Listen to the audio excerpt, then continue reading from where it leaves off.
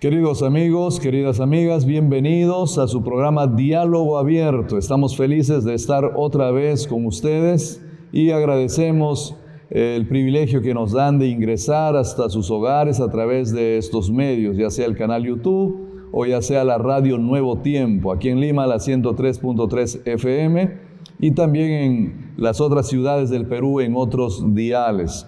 Para todos ustedes un fuerte abrazo, que el Señor los pueda bendecir. Y deseamos que ustedes estén pasando tiempos de gozo, tiempos de protección, de esperanza en nuestro Señor.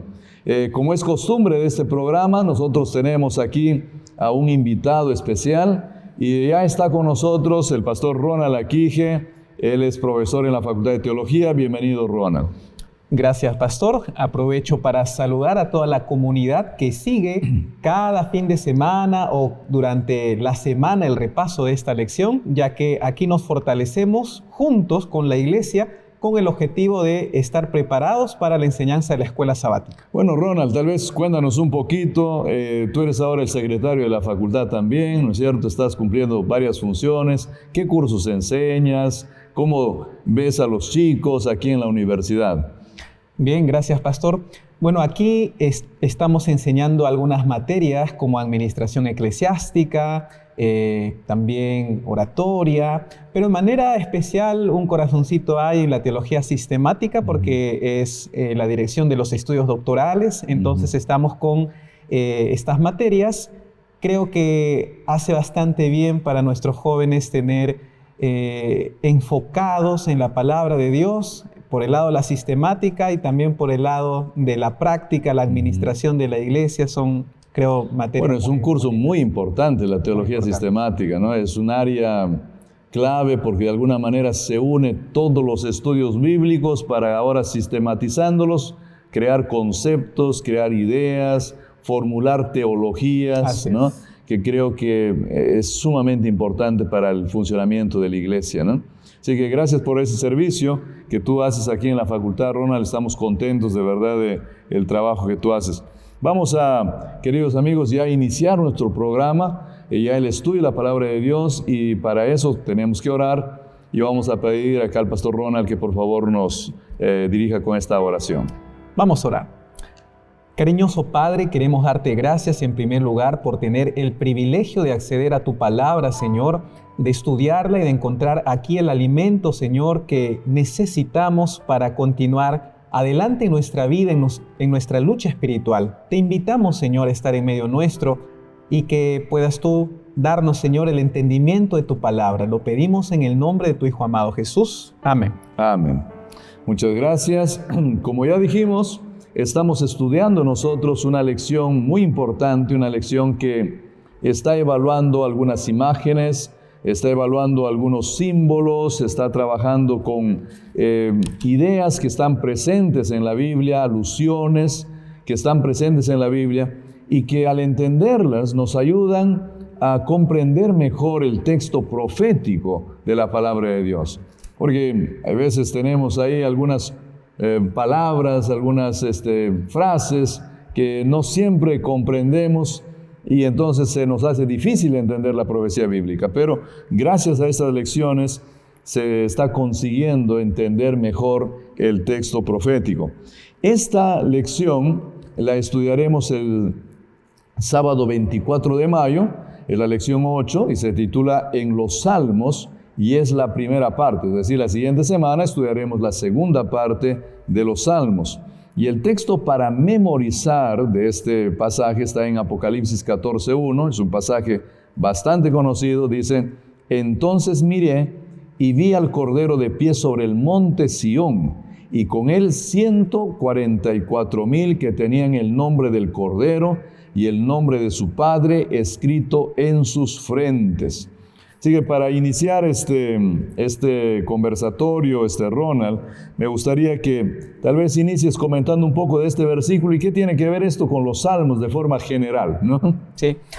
Bueno, este pasaje es muy importante porque presenta las escenas del pueblo de Dios muy próximo a recibir el reino, muy próximo a la segunda venida de Cristo. Son las escenas de los 144,000. Es un capítulo que tiene mucho vínculo con Apocalipsis capítulo 7, que da en realidad mayor información en relación a la identidad de este grupo. Más de manera especial, esta semana el enfoque está en cómo los salmos tienen elementos que nos ayudan a comprender la naturaleza de los 144,000. Es decir, vamos a estudiar la experiencia de los 144,000 siendo iluminados por los textos de los salmos. Es algo muy interesante porque a veces nosotros cuando estudiamos materia de profecía lo relacionamos bastante con el mismo Nuevo Testamento, pero no siempre con el libro de los salmos en particular. Y el propósito es poder ver estos vínculos. Esos vínculos que existen, ¿no? Sí. Bueno, es interesante, tú comenzaste diciendo de que existe un pueblo que será pues de alguna manera el pueblo que recibirá al Señor Jesús, ¿no es cierto? Que está representado por los 144,000, ya a las puertas de la construcción de este reino, donde ya no habrá muerte ni destrucción. Pero este grupo de personas en realidad ya está presente en los salmos. O sea, ya se habla un poquito de este grupo de personas en los salmos y se nos dice qué es lo que harán, cómo vivirán, quiénes serán. Algunas de esas características ya están presentes en los salmos. Cuéntanos un poco de qué salmos estamos hablando, qué es lo que dicen los salmos respecto a estas personas. Muy bien, vamos a comenzar abriendo un poco entonces las escrituras. Para comenzar, nosotros encontramos en Apocalipsis capítulo 14 los elementos de este pueblo, dice el versículo 14, capítulo 14, versículo 1, después miré y vi que el Cordero estaba de pie en el monte de Sión y con él 144,000 que tenían el nombre de él y el de su padre escrito en la frente. Para comenzar aquí hay varios elementos. Este grupo, los 144,000, se encuentran ¿dónde dice la Biblia? En el monte de Sión. En el monte de Sión. Aquí hay elementos que están vinculados con los salmos. Cuando nosotros leemos aquí que el nombre de él y de su padre estaba escrito en su frente, también encontramos qué significa el nombre, qué representa el nombre en los salmos. Hay muchos vínculos y, bueno, en la lección nosotros comenzamos viendo la realidad del santuario celestial. El santuario celestial es para nosotros como adventistas del séptimo día una creencia distintiva. Y es muy interesante que nosotros encontramos en el libro de Hebreos, capítulo 9, encontramos allí lo siguiente: ahora bien, aún el primer pacto tenía ordenanzas de culto y un santuario terrenal. Es interesante que se menciona que el primer pacto tenía ordenanzas de culto y un santuario terrenal. El pacto, la historia a través de la cual Dios se revela en el mundo, tiene, dice la Biblia, el pacto tiene un santuario. Dios se reveló a través del santuario. Y, por ejemplo, la lección nos ilustra cómo es que nosotros conocemos acerca de la realidad del santuario en el libro de Apocalipsis. Y hay muchos textos en el libro de Apocalipsis, Apocalipsis 11, tenemos Apocalipsis 5, Apocalipsis 15, que nos hablan de las vislumbres acerca del santuario y cómo es que la presencia del santuario también se encuentra en el Antiguo Testamento y que nos ayuda a entender un poco mejor este vínculo. Por ejemplo, en Apocalipsis capítulo 11, creo yo que es el texto más conocido en relación a el santuario, nosotros encontramos en el versículo 19, el templo de Dios fue abierto en el cielo y el arca de su pacto se dejó ver en el cielo. Hubo relámpagos, voces, truenos y un terremoto y granizo grande. Apocalipsis señala un santuario, pero por otro lado, cuando nosotros vamos a ver qué significa el santuario es la presencia de Dios en medio de su pueblo. Dios le pidió a Moisés, Éxodo capítulo 25, que se construya un santuario para que la presencia de Dios habite en medio de su pueblo. ¿Y dónde va entonces el tema de la relación con los salmos? Por ejemplo, en Salmo capítulo 122, la lección comienza hablándonos acerca de esta realidad. En Salmo capítulo 122, nosotros encontramos este vínculo en el versículo 1. Dice, yo me alegré con los que me decían, a la casa de Jehová iremos. ¿Cuál era la casa de Jehová? Era el santuario. Y en este salmo se presenta, a la casa de Jehová iremos. Se presenta el santuario como un centro de adoración.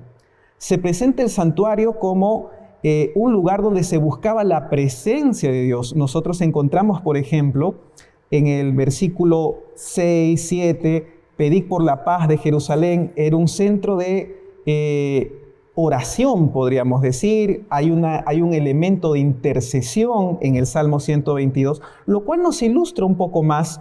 Y en el versículo 9 encontramos, por amor a la casa de Jehová nuestro Dios, buscaré tu bien. Había esperanza, había regocijo en la presencia del santuario. Entonces, cuando nosotros vemos elementos del santuario en el libro de Apocalipsis, encontramos que este elemento es enriquecido por lo que nos menciona los salmos. Es interesante porque el libro de los salmos, uno podría decir, carambas, ahí no debe haber mucha cosa del santuario, ¿no? Pero en realidad cuando uno piensa bien, uno se encuentra que hay mucha cosa. Incluso el Salmo 23 habla de una oveja, habla de un pastor, y en el santuario hay la presencia de la oveja, ¿no?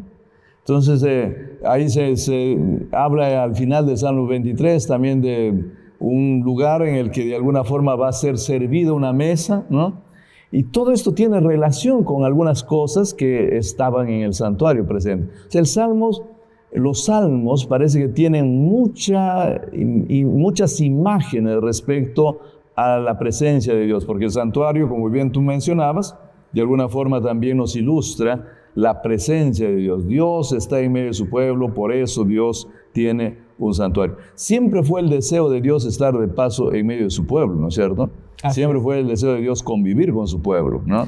Por eso la historia del pacto. El primer pacto tenía un santuario. La historia del pacto es la historia de un Dios vinculándose constantemente con su creación, vinculándose constantemente con su pueblo. Y cuando, tras la caída del pecado, en Génesis 3, la presencia de Dios no se puede tener directamente, Dios luego establece un pacto con los hombres buscando establecer su presencia nuevamente, y ahí encontramos a través de los patriarcas y la forma en la que Dios formó su pueblo, la instauración finalmente del santuario en medio de su pueblo. Para que Dios siga estando en medio de su pueblo. Siga morando y en el nuevo pacto Dios quiere seguir estando en medio de su pueblo. O sea, Dios siempre quiere estar en medio de su pueblo. Ahora, el Salmos 15, el Salmos 24 son salmos que también se han estudiado en la lección de escuela sabática, que creo que tienen muchas cosas valiosas para enseñarnos de este hecho, de que Dios quiere estar presente, de que Dios, qué tipo de Dios tenemos, qué es lo que hace Dios por nosotros y qué es lo que va a hacer en el futuro también. ¿Será que nos puedes comentar algo de eso, sí. Ronald? Cuando nosotros nos preguntamos qué significa que este grupo, vi que el Cordero estaba de pie sobre el monte de Sión y con él 144,000 que tenían el nombre de él y su padre escrito en la frente. Cristo, el Cordero, se encontraba de pie en el monte de Sión. Y juntamente con Cristo, también los 144,000.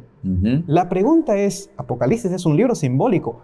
¿Cómo entendemos nosotros el estar de pie en el monte de Sión? ¿Qué significa estar de pie en el monte de Sión? Ahí viene entonces la riqueza de los salmos. En Salmo capítulo 15, por ejemplo, nosotros encontramos que ¿qué es el monte de Sión? El monte de Sión también conocido como el monte Moria, ¿no? Salmo capítulo 15, versículo 1, dice: Jehová, ¿quién habitará en tu tabernáculo, en tu santuario? ¿Quién morará en tu santo monte? Y aquí vemos un paralelismo. Morar en el santo monte con lo que Apocalipsis 14 mencionaba, que se encontraba los 144,000 junto con el Cordero. ¿Y qué es lo que implica? Versículo 2, el que anda en integridad y hace justicia, el que habla verdad en su corazón. Y fíjense que de los 144,000 también se dice que no fue hallado engaño en su boca. Comenzamos a encontrar vínculos que nos ilustran lo que significa estar en pie en el monte de Sión. Se menciona aquí el que no calumnia con su lengua, ni hace mal a su prójimo, ni admite reproche alguno contra su vecino, etcétera, etcétera, etcétera. Es interesante porque dice el que anda en verdad y en justicia, y el capítulo 14 de Apocalipsis dice que ellos van por donde el Cordero los sigue, los guía, ¿no? Siguen al Cordero. Entonces, andar en justicia, andar en la verdad, es básicamente seguir a Cristo a la luz de este Salmo. Así es. Porque existen esas conexiones. Y en el Salmo 24, versículo 3, dice: ¿quién subirá al monte de Jehová? ¿Y quién estará en su lugar santo? Nuevamente hay figuras del santuario también. Dice: el limpio de manos y puro de corazón, el que no ha elevado su alma a cosas vanas, ni ha jurado con engaño.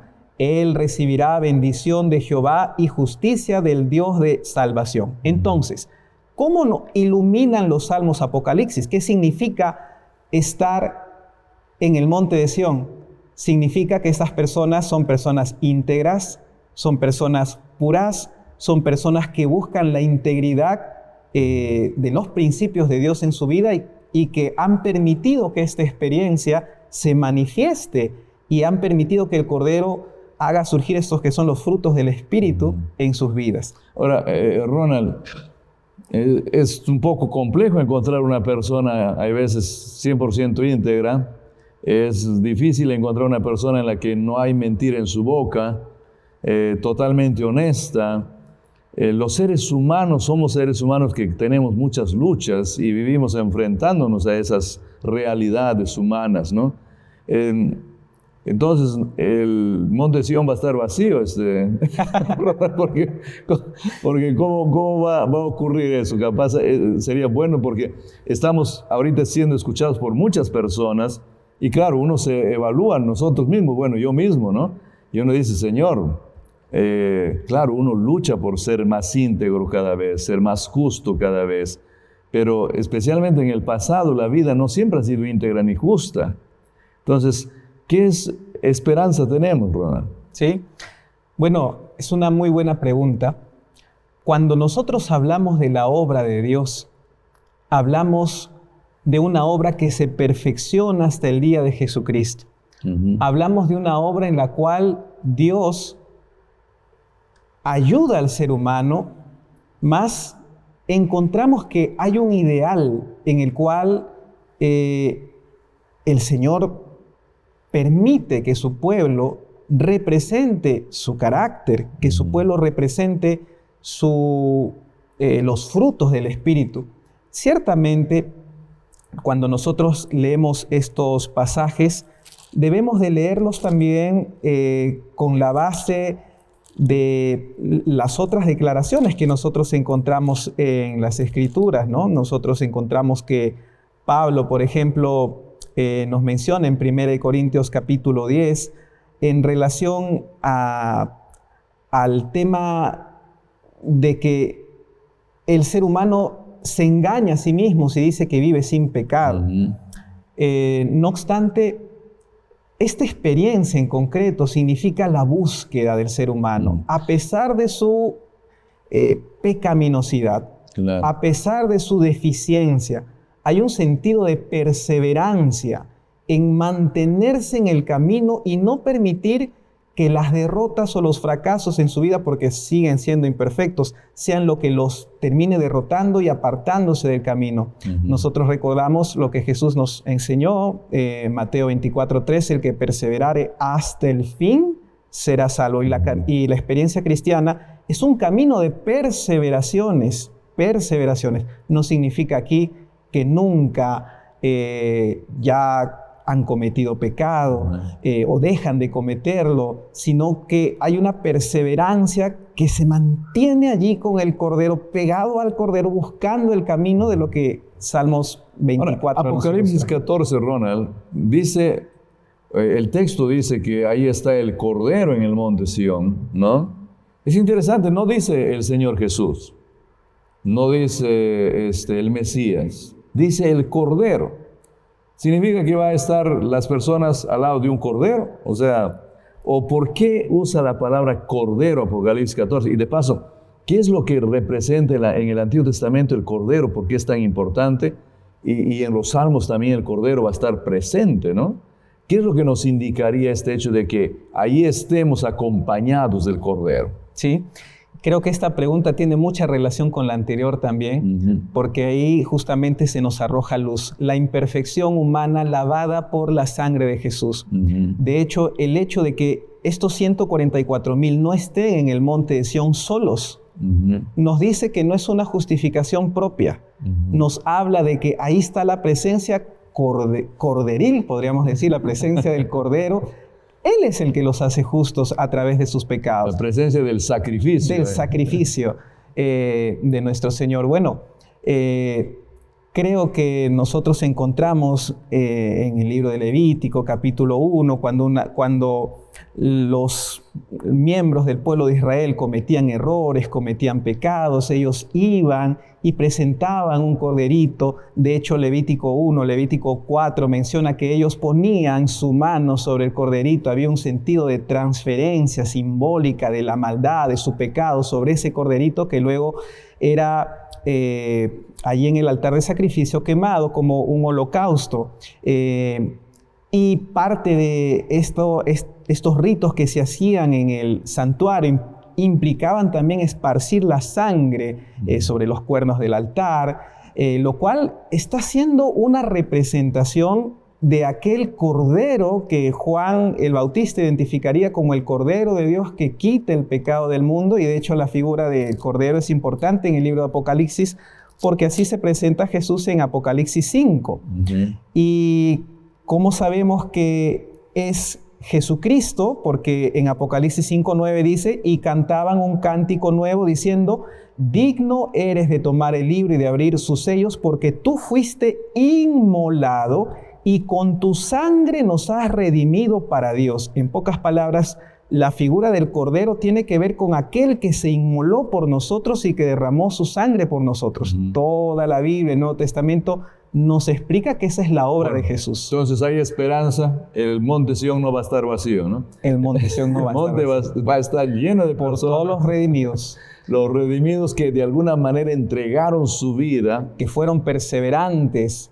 Y estuvieron ahí siendo de alguna forma justificados, santificados, conducidos, llevados por el Señor Jesús, que se presenta como el Cordero que es sacrificado por nosotros. Y eso es bonito. Ahora, los que están allá de alguna manera también tienen una experiencia de vida especial. Porque esta experiencia, o sea, ellos de alguna forma viven una vida diferente. No es que llegan allá sin tener una vida especial. ¿Cómo nosotros entendemos, qué es lo que nosotros entendemos respecto a por qué ellos no tienen una vida especial? Son gente que camina por donde el Cordero les lleva. ¿Qué dice la palabra de Dios al respecto? Sí, yo quiero partir por justamente lo que continúa en relación a su presencia en el monte de Sión. Se dice que ellos tienen el nombre, tenían el nombre de él, del Cordero, y de su padre escrito en la frente. Aquí también hay un simbolismo que revela la experiencia de estas personas. ¿Qué significa el nombre escrito en la frente y cómo los salmos nos ayudan? Bueno, para comenzar, nosotros encontramos en Éxodo 33, en Éxodo 34, la experiencia de qué implica el nombre de Jehová. Pero por tiempo nos vamos directo a los salmos. En Salmo 119, que es un salmo muy importante en relación a la ley, nosotros encontramos en el versículo 55, Salmo 119, versículo 55, encontramos lo siguiente. Dice allí: me acordé en la noche de tu nombre, Jehová. Y dice, ¿qué pasó cuando se acordó del nombre de Jehová? Y guardaré tu ley. El tema de la ley estuvo enlazado al tema de el nombre de Jehová. Me acordé de tu nombre y guardaré tu ley. Me acordé en la noche de tu nombre, Jehová, y guardé tu ley. La experiencia de el nombre de Jehová es algo que en la Biblia tiene relación con su carácter. De hecho, cuando nosotros vamos a Éxodo capítulo 33, donde sabemos el texto que Moisés le dijo, muéstrame tu gloria, y Dios le respondió, no puedes ver mi rostro porque hombre no puede ver mi rostro y seguir viviendo. Y en el capítulo 34, cuando el Señor pasó delante de Moisés, dice la Biblia en el versículo 6, Éxodo 34, 6, que pasando Jehová por delante de él, proclamó, Jehová, Jehová, su nombre, fuerte, misericordioso, piadoso, tardo para la ira, grande en misericordia, que guarda misericordia a millares, que perdona la iniquidad, la rebelión, el pecado, que de ningún modo tendrá por inocente al malvado, que visita la iniquidad de los padres sobre los hijos y sobre los hijos de los hijos hasta la tercera y cuarta generación. Hay una relación aquí en el carácter de Dios, lo que Dios espera. Acá hay un tema que habla sobre que Dios espera un pueblo justo, que Dios, así como es misericordioso, así como Dios es piadoso, es tardo para la ira, grande en misericordia, y Dios perdona la rebelión, ese Dios también espera de su pueblo ese vínculo con su ley. Que de alguna manera sean amantes y también practicadores de la ley de Dios. Practicadores, ¿no?, de su ley. Ok. Bueno, queridos amigos, quédense con nosotros porque vamos a hacer un pequeño alto en este momento y vamos a continuar luego hablando del Salmo 5 y cómo el Salmo 5 también nos ayuda a comprender algunos textos proféticos del libro de Apocalipsis. Bueno.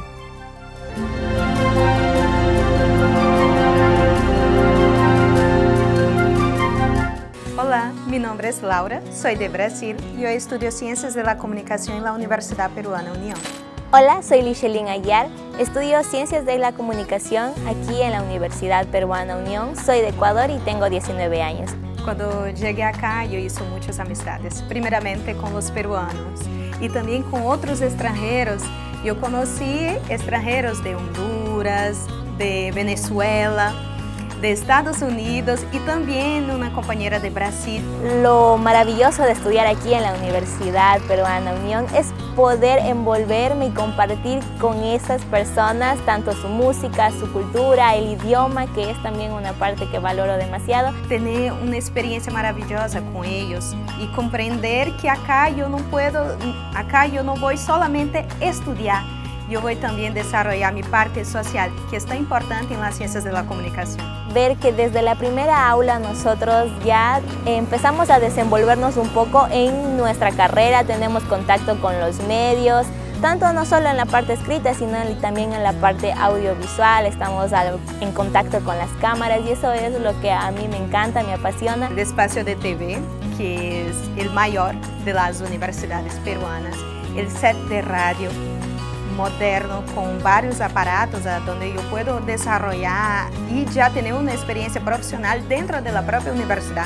Además vas a poder encontrarte con laboratorios tanto para el área de edición, áreas de redacción, en fin, muchas cosas que van a hacer que tu experiencia aquí en la UPU sea enriquecedora y sobre todo te prepara para el mercado laboral. Fuera de la universidad llegamos a hacer un trabajo misionero, a donde estuvimos con niños de un colegio y yo pude enseñar portugués para estos niños. Y los estudiantes de Ciencias de la Comunicación eran los responsables por cubrir el evento, haciendo fotos, videos y ediciones. Si tú quieres ser la voz que lleve el mensaje y inspira a las demás personas y que haga la diferencia, este es el lugar perfecto para que tú puedas empezar. Ven y estudia Ciencias de la Comunicación en la Universidad Peruana Unión.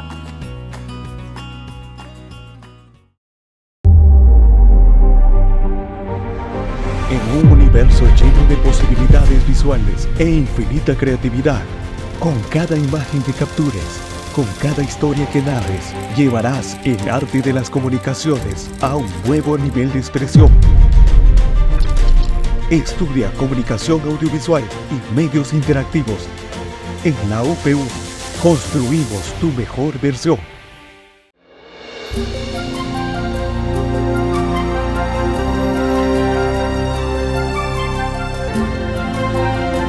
Gracias, queridos amigos, por continuar con nosotros en su programa Diálogo Abierto. Estamos conversando con el pastor Ronald Aquije sobre los salmos y cómo ellos nos ayudan a entender la literatura profética. Ya estábamos viendo cómo algunos salmos nos dan luz sobre Apocalipsis 14. Y ahora vamos a leer el Salmo 5, que también es un salmo muy interesante y que también nos ayudará a entender el texto profético. Por favor, Ronald. Sí, bueno, este salmo tiene algunas experiencias paralelas a lo que se describe en Apocalipsis capítulo 14. Por ejemplo, en Salmo capítulo 5, versículo 7, se nos menciona así: yo entraré en tu casa. Otra vuelta, santuario. ¿Por qué estamos vinculando santuario en Apocalipsis 14? Por el monte de Sión. Y dice: mas yo entraré en tu casa por la abundancia de tu misericordia y adoraré con reverencia hacia tu santo templo. Acá hay un tema de adoración. El tema de adoración es importante en el libro de Apocalipsis. Quizá el meollo, podríamos decir, el capítulo que por excelencia nos habla de adoración en Apocalipsis es el capítulo 13, la crisis de adoración que habría de haber en el tiempo del fin, y cómo es que Dios tendría un grupo de remanente que no es engañado, un grupo remanente que no es engañado por la bestia, por su imagen. Y Apocalipsis 14 se describe inmediatamente después de las escenas de Apocalipsis 13. En Apocalipsis 14 nosotros encontramos parte de las experiencias de estas personas. El versículo 4 ya lo mencionó usted. Estos son los que no se han contaminado con mujeres, pues son vírgenes, son los que siguen al Cordero por donde quiera que va. Ese seguir al Cordero nos habla de su experiencia de adoración. Han estado dispuestos a poner a Dios en primer lugar de sus vidas, aún a través de la gran tribulación por la cual este grupo pasa, según Apocalipsis capítulo 7. Tú nos decías de que, bueno, ellos siguen el Cordero, pero nos comenzaste hablando del nombre. ¿Cuán importante es el nombre? ¿Qué es lo que significa el nombre? ¿No? Y de alguna forma, ¿qué implica el hecho de que la persona tenga el nombre de Dios escrito en su frente? ¿Y qué es lo que eso produce también en la persona, ¿no? Sí. Vinculando un tanto esta idea con el Salmo 119, 55, el texto anterior que leíamos, quizá podemos resaltar también el tema de cómo es que el carácter de Dios está manifestado en su ley. ¿Qué es lo que había dentro del arca del pacto? Nosotros recordamos que se menciona en Apocalipsis 11, 19, dice... El texto ya lo hemos leído anteriormente, solamente un pequeño repaso. El arca de su pacto se dejó ver en el templo. Fue abierto en el cielo el templo de Dios, el santuario celestial, y el arca de su pacto se dejó ver en el templo. ¿Qué implica el arca del pacto? El arca del pacto era el lugar donde se manifestaba la gloria de Dios. ¿Y qué había dentro del arca del pacto? Estaban las tablas de la ley. La esencia del carácter de Dios, la esencia de la gloria de Dios está relacionada a la ley de Dios. Y justamente ese es el vínculo que hemos leído en Salmo 119, 55, donde el acordarse del nombre de Dios implica el deseo de guardar la ley de Dios. En pocas palabras, el nombre escrito en la frente implica el compromiso con la ley de Dios, con su carácter de Dios en estas personas, que a pesar de que son seres humanos, que se equivocan y que continúan haciendo pecados, son justificados constantemente por aquel Cordero que está al lado de ellos. Bueno, Dios de alguna forma está queriendo usarlos de forma especial, porque cuando ellos comienzan a tener la ley de Dios, comienzan a tener el carácter de Dios, ¿no? Y Dios es un Dios que quiere salvar, y entonces inmediatamente comienzan a querer también ser instrumentos de salvación para otras personas, porque es la manera de ser de Dios. Dios es un Dios salvador por excelencia. Entonces, de alguna forma parece que estos seres humanos son seres humanos misioneros también. Son seres humanos que de alguna forma cumplen una misión muy especial. Y tal vez en ese sentido, Salmo 5 también es importante, porque Salmo 5 dice que aquellos que están cerca del Señor son personas que aman el nombre del Señor, pero son personas que se regocijan en amar el nombre del Señor. Bueno, nadie puede quedar en silencio cuando de alguna forma comienza a ser amado por Dios y Él también comienza a amar a Dios. Creo que los seres humanos comenzamos a hablar de lo que Dios hace por nosotros cuando nos damos cuenta de las grandezas que Dios va haciendo por nosotros. En ese sentido, Ronald, ¿qué impacto tiene los salmos o cómo los salmos nos indican el accionar misionero del pueblo de Dios en el tiempo del fin? Sí, bueno, el libro de Salmos realmente no son solamente oraciones, alabanzas, hay mucho contenido teológico. Y cuando nosotros hablamos de la misión, hablamos de la acción de salvación que Dios hace, no solamente de manera individual en el salmista que corresponde escribir, sino también cómo es que Dios termina librando a su pueblo, salvándolo, y cómo es que esto se hace con una proyección misiológica.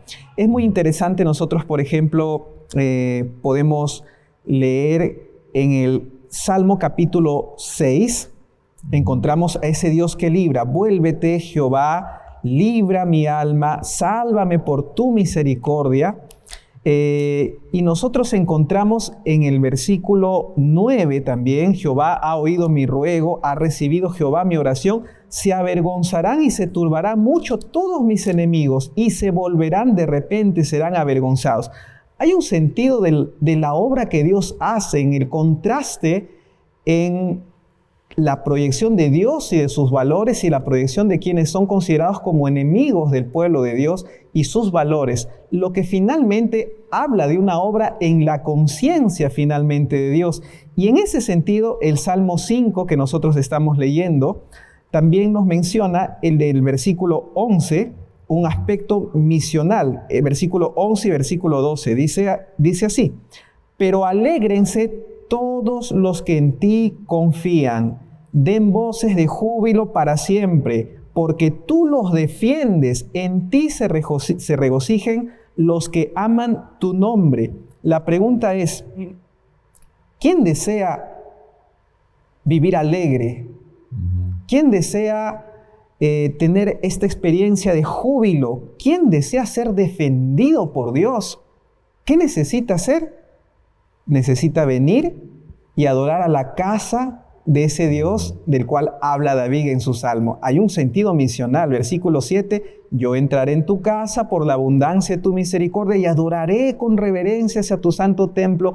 Hay como una invitación de alguna manera al pueblo de afuera que no tiene esta experiencia a vivir también en la seguridad de este Dios que entrega seguridad, que entrega alegría. Versículo 12: tú, Jehová, bendecirás al justo, como con un escudo lo rodearás de tu favor. ¿Quién no quisiera participar de esta bendición maravillosa? Bueno, ahí el versículo 11 decía voces de júbilo, ¿no? Que creo que es importante pensar en eso. El adorador de Dios que va al santuario no queda en silencio, ¿no? O sea, el adorador que llega y está en la presencia de Dios es un adorador que siempre está gritando las cosas que Dios va haciendo por él. Entonces, no es un Dios que quede en silencio. Eso me recuerda un poco también lo que dice Apocalipsis 14, que hay un ángel poderoso gritándole al mundo entero el evangelio eterno. Que creo que también de alguna manera nosotros podríamos entenderlo mejor a la luz de esto de acá, porque está hablando de alguien que se acerca al santuario, alguien que está en la presencia de Dios y que ahora grita las cosas que Dios hace por él y las cosas que tal vez Dios le dice que grite también, ¿no? Que es lo que va a ocurrir en Apocalipsis 14. De hecho, hay un vínculo entre la adoración que se menciona en Salmo 5:7 con el mensaje del primer ángel, el llamado a adorar a Dios y darle gloria, que es parte del mensaje del remanente.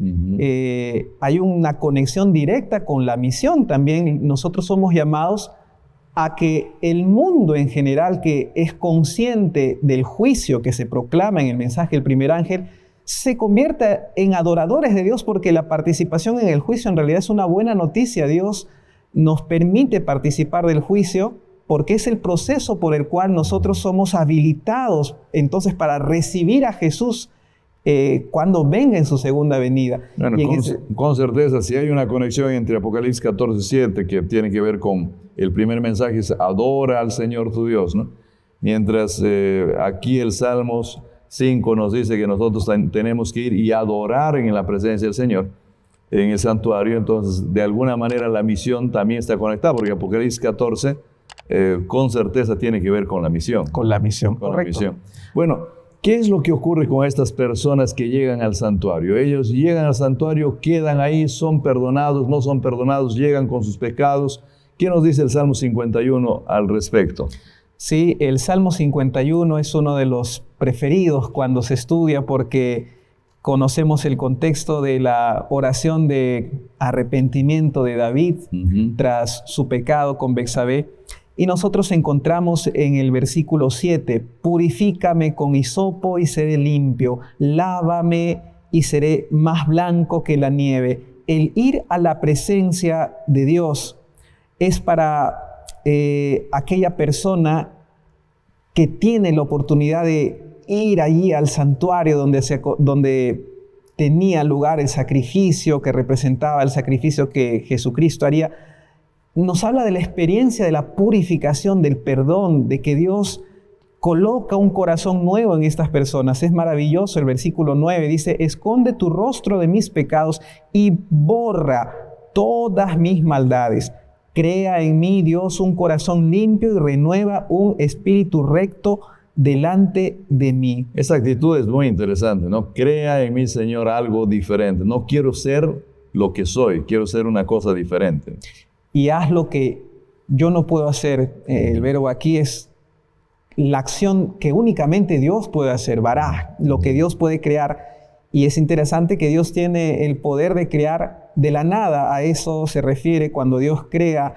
En el principio creó Dios los cielos y la tierra. Es el único que puede crear, traer a la existencia de donde no había, de donde a veces el ser humano no tiene ese corazón que Dios espera, donde el ser humano no tiene ese corazón bueno por naturaleza, donde el ser humano fracasa. Es Dios aquel que puede crearlo, el que puede perdonar y tras perdonar regenerar nuestra vida, darnos nuevamente la oportunidad de estar en la lucha con la experiencia de haber sido limpiados por Dios.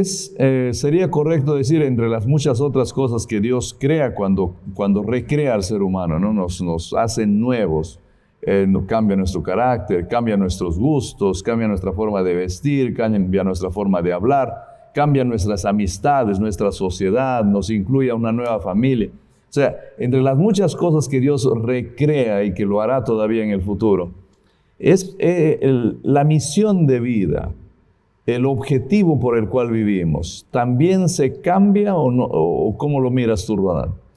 El objetivo, cuando nosotros hablamos de nuestra misión de vida para un cristiano que llegue a entender cuál es su misión de vida, entendemos que en primer lugar nuestra proyección está en los cielos. Ya no somos ciudadanos más de esta tierra, como dice Pablo, nuestra ciudadanía está en los cielos. Y eso se convierte en el aspecto dominante de cualquier otra cosa que había antes de conocer a Jesús. Sabemos que ahora nuestra prioridad está en dirigirnos a ese norte, en la tierra nueva que el Señor nos otorga. Y en este sentido, si nuestra misión no estaba direccionada hacia ese norte de nuestra salvación, pues Dios lo transforma y Dios lo redirige. Y si nuestro sentido ya estaba orientado allí, pero en medio de nuestras luchas nos encontramos fracasando, 7 veces cae el justo, dice la Biblia, 7 veces se levanta, pues continuamos mirando en esa experiencia. Y en esa luz, volviendo a Apocalipsis 14, versículo 5, se menciona una cosa muy interesante relacionada al Salmo 51. Dice, en sus bocas no fue hallada mentira, pues son sin mancha delante del trono de Dios. ¿Qué significa sin mancha delante del trono de Dios? Precisamente la experiencia del Salmo 51. Esas personas fueron redimidas, fueron perdonadas, no más se muestra su pecado, como el Salmo 51 le ilustra, borra, Señor, mis rebeliones, pues Dios las borró, y ahora lo que aparece allí más bien es la justicia del Cordero en estas personas. Y de esta manera, entonces se cumple el propósito por el cual estas personas vivieron, llegar en su meta a la tierra nueva. Bueno, ya estamos casi cerrando el programa, querido Ronald. Ahí me llama a mí también la atención que el Salmo 51 en los versículos 14, 15, parece que después de ser perdonado, ¿no? Ahora el mismo salmista le pide al Señor y le dice, bueno, ya límpiame de mi pecado, pero ahora también haz que mi boca cante alabanzas para ti, abre mis labios para que yo pueda alabarte, ¿no? Y sabes, hay un texto en Elena Harmon de White que a mí me llama mucho la atención. Dice ella en el libro de Servicio Cristiano que todo hijo de Dios que nace como hijo de Dios, en realidad nace como un misionero. Entonces, creo que más o menos podríamos tener una relación acá entre lo que dice Salmo 51, lo que dice Apocalipsis 14, porque se trata de personas que cumplen una misión. Sí, recordemos que la experiencia de la proclamación del mensaje de los 3 ángeles se menciona a continuación. Y es muy interesante la forma como comienza. Apocalipsis 14:6 dice, en medio del cielo vi volar a otro ángel que tenía el evangelio eterno para predicarlo a los moradores de la tierra, a toda nación, tribu, lengua y pueblo. Mi pregunta es, ¿será que esta proclamación a grande voz, como usted mencionaba, similar a la forma en la que alguien canta, será que esta proclamación tiene relación, un vínculo con el pueblo de Dios? ¿Cómo encontramos este vínculo entre el mensaje de los 3 ángeles y el pueblo de Dios? A mí me gusta mucho ver la forma como es descrita la misión en Apocalipsis capítulo 10. Apocalipsis capítulo 10 es el capítulo que nos habla de la experiencia del pueblo remanente tras procurar entender el libro de Daniel, la experiencia del chasco. Era dulce saber que Jesucristo vendría en la proclamada fecha de 1844. Se estaba procurando entender Daniel 8:14, pero se había producido un error en cuanto a la interpretación de lo que estaba sucediendo. No iba a ser la purificación de el planeta Tierra, la venida de Cristo, sino la purificación del santuario celestial. Y entonces cuando todo esto se comienza a entender y tras haber profetizado que Jesucristo vendría aquel 22 de octubre de 1844, se le dice en el versículo 11, tras la experiencia del chasco, tras lo dulce como la miel y lo amargo en el vientre. Versículo 11 dice, Él me dijo, es necesario que profetices otra vez. La pregunta era, ¿qué se había profetizado? La segunda venida de Cristo. Y Dios le dice a los que participaron de este movimiento, no te calles, vuélvele a decir que Cristo viene. Es decir, profetices otra vez, vuelve a decir Cristo viene pronto. De ahí es que somos adventistas, porque proclamamos que Cristo viene pronto. Y viene entonces esta fórmula, a muchos pueblos, naciones, lenguas y reyes. Es justamente la fórmula que usa Apocalipsis 14 en la proclamación del mensaje de los 3 ángeles a toda nación, tribu, lengua, pueblo.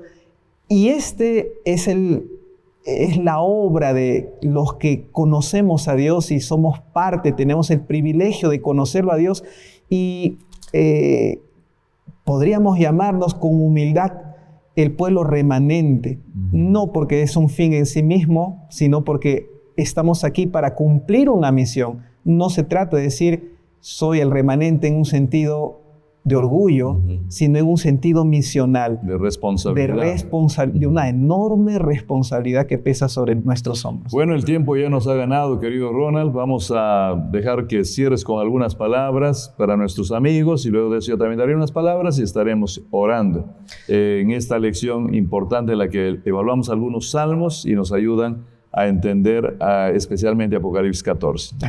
Yo quiero mencionar la importancia que tenemos en la palabra de Dios como un todo. Para nosotros, la Biblia se interpreta con la Biblia. Y esta semana hemos estudiado cómo los salmos iluminan, en especial, nuestra experiencia del entendimiento del libro de Apocalipsis. Es maravilloso. Yo quiero decir que siempre que nosotros leemos las Escrituras, vamos a encontrar esos vínculos maravillosos entre uno y otro pasaje. Y entonces entendemos que, como se mencionaba al inicio, existe un sistema de verdad que está inspirado aquí en este libro sagrado y que entonces cuando nosotros queremos comprender tenemos una tarea. La tarea es leer la complejidad, leer la totalidad de todo el libro, aun cuando parezca desafiantes algunos textos para entender. Leyendo toda la Biblia nosotros encontraremos cómo es que un texto arroja más luz sobre otro pasaje y ese otro pasaje sobre otro. Hay una verdad que está sistemáticamente organizada porque en realidad, aunque fueron muchos autores o muchos escritores, mejor dicho, un solo autor, que es el autor divino, fue quien inspiró este libro y es nuestro privilegio ir al encuentro cuando lo estudiamos cada mañana en Revivados o a través de la lección de escuela sabática, descubrir y entender la verdad que Dios ha armonizado en su palabra. Amén. Gracias Ronald. Queridos amigos, Dios pueda bendecirlos grandemente, Dios los acompañe. Solo para tal vez cerrar, cuando leemos el Salmo 51 encontramos a un hombre pecador al inicio, pero al final encontramos a alguien haciendo sacrificios de justicia, es decir, a un hombre justo, a un hombre transformado. A la mitad encontramos a un hombre pidiendo perdón y luego a Dios perdonándolo y dándole la capacidad de pregonar sus verdades. Y cuando vamos a Apocalipsis, en el capítulo 3 encontramos una iglesia tibia, a punto de ser vomitada, llena de pecado y de maldad. Pero luego seguimos leyendo esos capítulos y como bien dijo el pastor Ronald, en el capítulo 10 encontramos una iglesia naciente y pidiéndole que obre una misión. Seres humanos que son perdonados, son transformados y luego acaba en el capítulo 14, junto al Cordero, teniendo el nombre escrito del Cordero y de su Padre en su frente y cumpliendo una misión, predicando el mensaje de los tres ángeles. Creo que haríamos mucho bien, haces mucho bien al estudiar la palabra de Dios, los salmos, al estudiar los textos bíblicos para poder entender mejor las profecías que están en Apocalipsis y que están en Daniel también. Que Dios te pueda bendecir muchísimo, que el Señor te acompañe y que cada día puedas ser un estudiante más asiduo de la palabra del Señor. Acompáñame para cerrar este programa con una oración. Padre querido, gracias te damos, Señor, por tu palabra. Gracias por estos momentos de reflexión, de estudio. Y pedimos, Señor, que tú nos sigas dando la bendición de poder ir estudiando tu palabra. Danos, Señor, la oportunidad, el tiempo, la voluntad para pasar algunas horas, algunos minutos, si es posible días, leyendo tu palabra. Mirando acá, mirando allá, subrayando, anotando qué conexiones hay. Ilumina nuestra mente, Señor, para poder comprender tus verdades y permite que al hacer este estudio podamos cada día comprender más lo que tú quieres para nuestra vida, pero también lo que tú has planificado para el futuro. Señor, quédate con nuestros amigos que están detrás de la radio, detrás del canal YouTube. Acompáñalos, bendícelos, responde a sus oraciones, por favor. Todo eso te lo pedimos en el nombre de nuestro Señor Jesús. Amén. Que Dios los bendiga grandemente. Este fue su programa Diálogo Abierto. Nos vemos la próxima semana.